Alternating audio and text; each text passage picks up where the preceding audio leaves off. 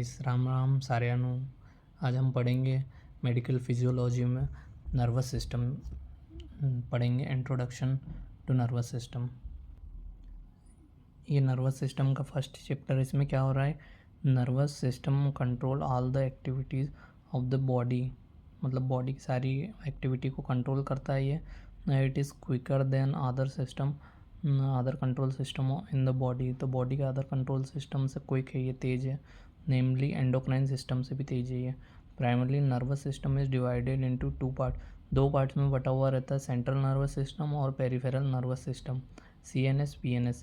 तो central nervous system जो होता है, इसमें क्या चीज़ें आती है, स्पाइनल कॉर्ड और ब्रेन, दो चीज़ें आ रही है इसमें, स्पाइनल कॉर्ड और ब्रेन, है ना।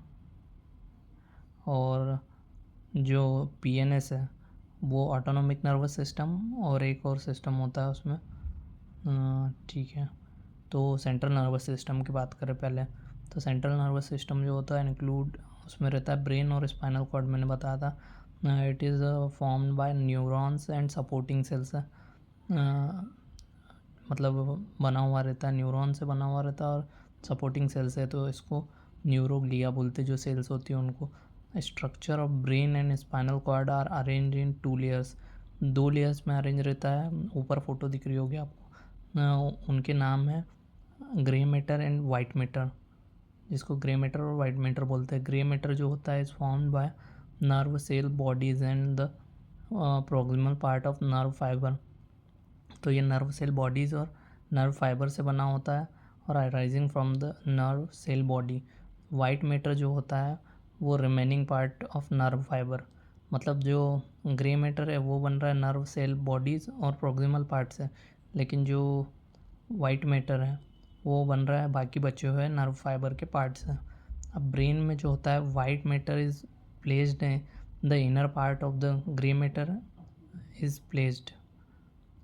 ब्रेन में वाइट मैटर जो होता है इनर पार्ट में रहता है और ग्रे मैटर जो रहता है वो आउटसाइड। और स्पाइनल कॉर्ड में वाइट मैटर जो होता है वो आउटसाइड रहता है और ग्रे मैटर जो होता है इनर पार्ट में रहता है। तो इसके लिए एक ट्रिक यहाँ लिखी हुई है, BG आउट, मतलब ब्रेन में जो ग्रे मैटर होता है वो आउटसाइड होता है, तो इससे सारी चीज़ें बन जाएंगी। या तो इसको याद कर सकते हो कि जो स्पाइनल कॉर्ड है उसमें वाइट मैटर जो होता है वो आउटसाइड रहता है, ठीक है। ब्रेन जो होता है सिचुएटेड इन द स्कल, ये आपको फ़नी फ़ोटो दिख रही होगी।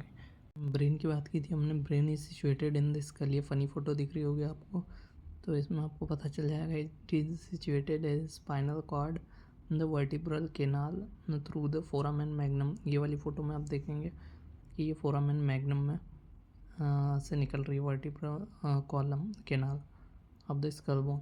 Brain and spinal cord are surrounded by 3 layers of the meninges called the dura mater, outside रहती है, मिडिल में एरेक्नॉइड मैटर और इनर साइड पाया मैटर। ये वाली फ़ोटो में आप देखेंगे कि ये तीनों चीज़ें होती हैं। अब इन दोनों के एरेक्नॉइड मैटर और पाया मैटर के बीच का जो स्पेस होता है उसको सब एरेक्नॉइड स्पेस बोलते हैं। अब इस स्पेस में सेरिब्रो स्पाइनल फ्लूइड भरा हुआ रहता है। This space is filled with fluid called cerebro spinal fluid. Brain and spinal cord are actually suspended, मतलब एब्सेंट होते हैं कहाँ पे, the cerebro spinal fluid, CSF में ये एब्सेंट होते हैं ब्रेन और spinal cord. Important part of brain and segment of spinal cord are show in figure.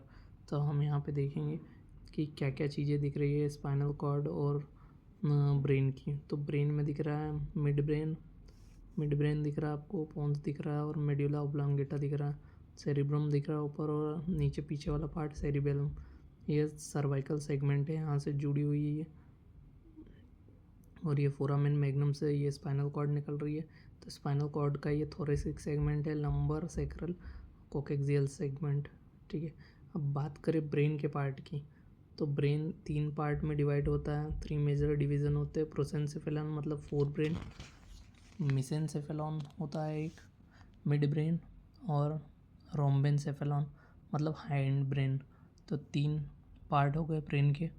अब प्रोसेंसेफेलॉन जो होता है उसको फोर ब्रेन भी बोलते हैं और ये 2 पार्ट में डिवाइड होता है, वो है टीलेंसिफेलॉन और डायंसिफेलॉन।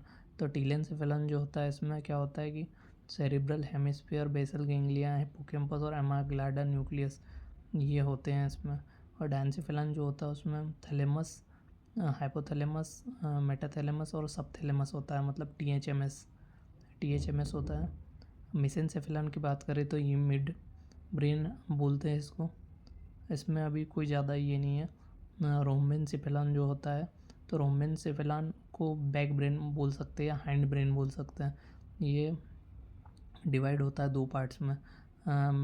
मेटेनसेफेलॉन formed by pons and cerebellum, cerebellum का फोटो अपन ने पीछे देखा अभी। और माइलेनसेफेलॉन जो होता है, मेडुला ऑब्लांगेटा बोलते हैं इसको। ये क्या होता है, mid brain, pons and medulla oblongata together called the brain stem, इसको ब्रेन स्टेम बोल दिया हम। मिड ब्रेन हो गया, पोन्स और मेडुला ऑब्लांगेटा जो हैंड ब्रेन के पार्ट है, इनको ब्रेन स्टेम बोलते हैं।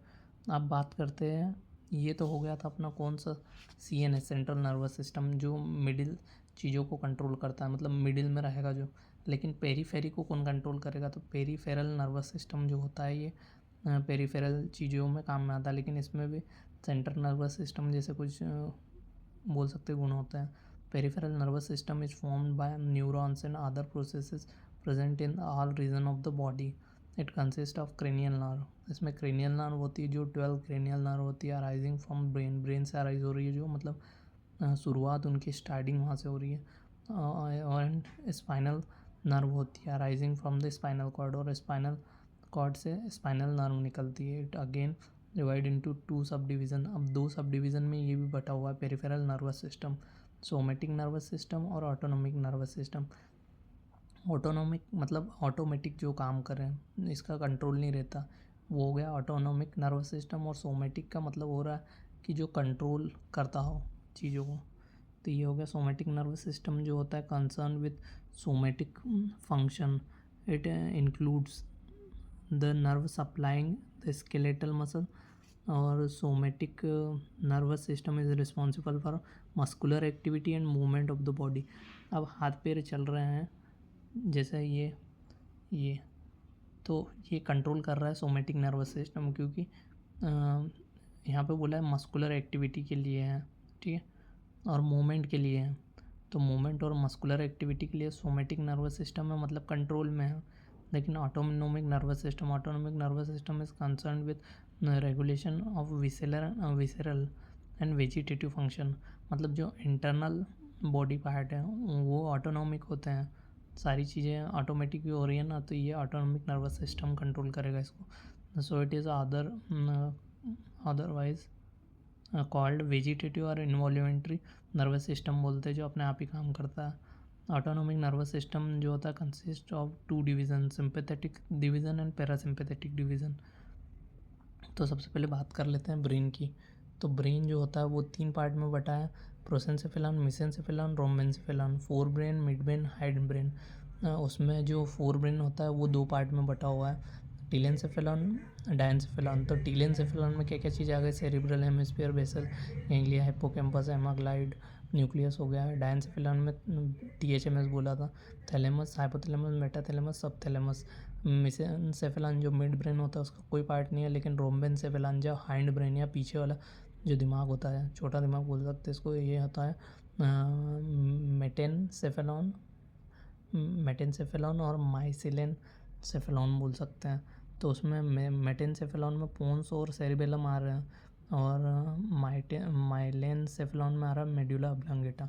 ये हो गया। अब नर्वस सिस्टम की बात कर लेते हैं। तो नर्वस सिस्टम अभी अपन ने पढ़ा शुरू से ही कि सीएनएस होता है, पीएनएस, सेंट्रल नर्वस सिस्टम, और पेरिफेरल नर्वस सिस्टम।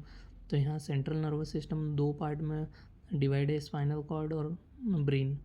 और जो पेरिफेरल नर्वस सिस्टम है इसमें क्या क्रेनियल नर्व आ रही है, स्पाइनल नर्व, यहाँ नर्व कंट्रोल कर रही है, और यहाँ ब्रेन और स्पाइनल कॉर्ड कंट्रोल कर रहे हैं, यहाँ नर्व कंट्रोल कर रही है, क्रेनियल नर्व, स्पाइनल नर्व। अब स्पाइनल कॉर्ड तो हो गया, ठीक है। पेरिफेरल नर्वस सिस्टम की बात करें तो एएनएस होता है, SNS. ANS automatic nervous system, ये आपको मैंने बताया था कि स्केलेटल मसल और जो होती है मस्कुलर एक्टिविटी और मूवमेंट को कंट्रोल करती है, मतलब ऑटोमेटिक काम करता है ये। और ये सोमेटिक नर्वस सिस्टम होता है, ये स्केलेटल मसल और मस्कुलर एक्टिविटी में काम करता है, ये अलग है ये। और ये ऑटोमेटिक वाला दूसरा है, सॉरी, ऑटोमेटिक वाला इंटरनल ऑर्गन्स पे काम करता है। तो सिंपैथेटिक डिवीज़न होता है इसका, और पैरासिम्पैथेटिक डिवीज़न यहाँ पे पढ़ा था हमने। कुछ नहीं समझ में आया तो कमेंट बॉक्स में मैसेज कर दीजिए। सिंपैथेटिक डिवीज़न हो गया और ये पैरासिम्पैथेटिक ऑटोनोमिक नर्वस सिस्टम है। Thank you.